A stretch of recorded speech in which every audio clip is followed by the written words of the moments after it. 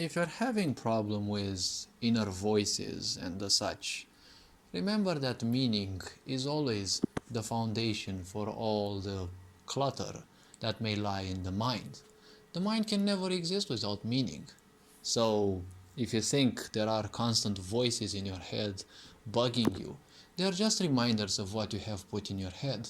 They are very good tools to remember and detach from your mind and remember this way what you have been putting into your mind.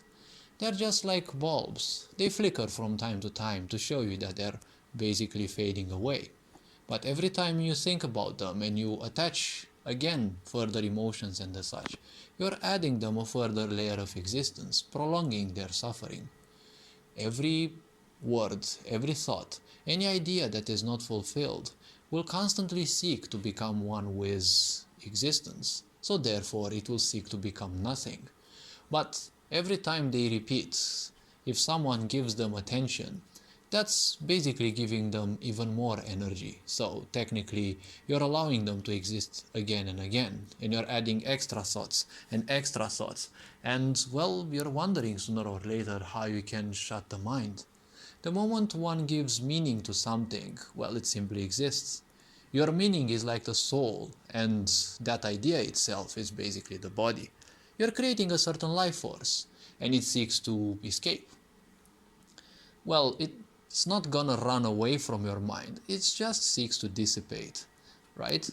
And it's the same exact thing as with people. When they get old, every human being wants to simply perish in a simple way.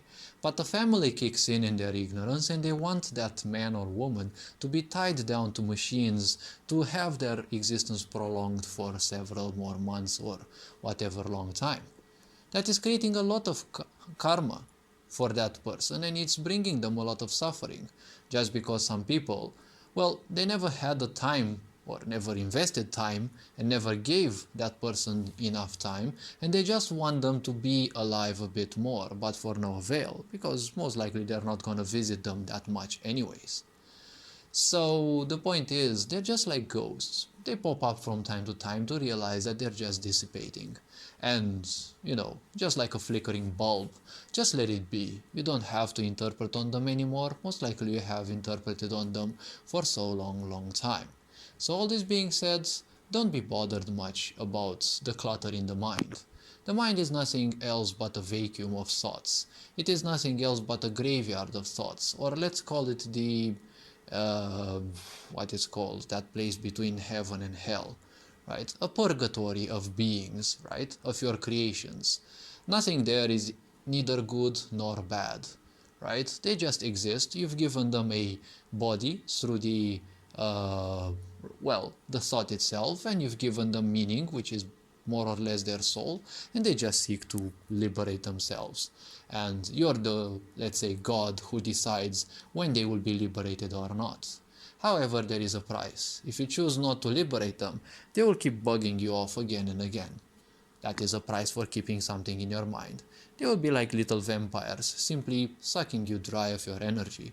That is why people who overthink, they're always in pain, and they're always,